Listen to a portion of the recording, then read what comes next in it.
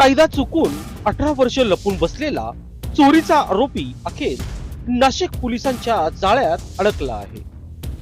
Nashik police आयुक्त Sandeep Karnik, police उपायुक्त किरण कुमार चव्हाण व सहाय्यक पोलीस आयुक्त संदीप मिटके यांच्या थेट आदेशानंतर गुन्हे शाखा युनिट 2 ने कारवाईचा गेर टाकत देवळाली कॅम्प पोलीस ठाण्यातील 2 चंदन चोरीच्या गुन्ह्यातील फरार आरोपीला जेरबंद केले आहे.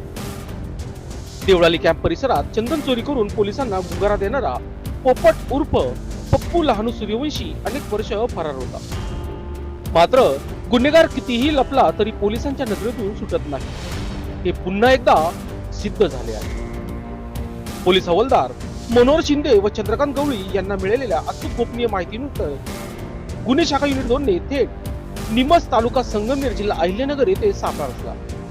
स्वामी समर्थ मंदिराजवळ लपून बसलेला आरोपी पोपट उर्फ पप्पू सूर्यवंशी वय वर्ष 39 राहणार दांदरफळ रोड निमज याला अचूक टायमिंग साधत बेड्या टोकण्यात आल्या. अटकेनंतर केलेल्या चौकशीत आरोपीने दोन्ही चोरीचे गुन्हे केल्याची कबुली देत गुन्हेगारी इतिहास उघड केला.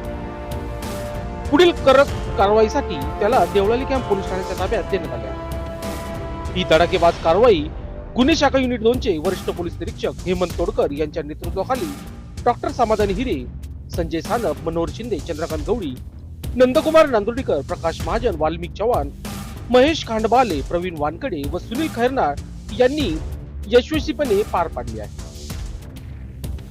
तब्बल 18 वर्षांनी का होईना पण कायद्याचा फास आवळला जातो, नाशिक पोलिसांचा गुन्हेगारांना थेट इशारा. लोकशास्त्र न्यूज साठी बंटी आढाव, नाशिक.